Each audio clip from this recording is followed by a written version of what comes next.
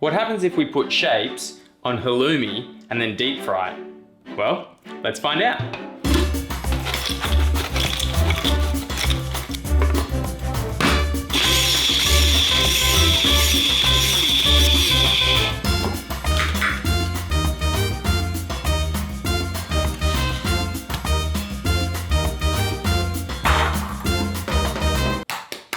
Hello?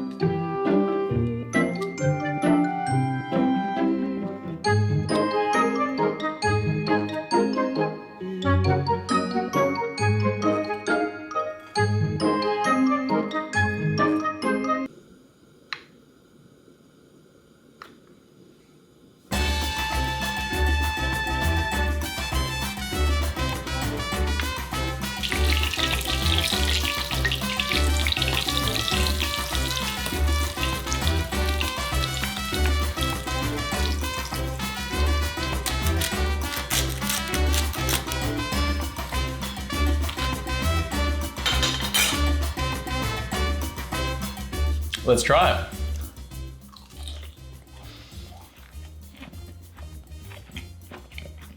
Oh, that is delicious.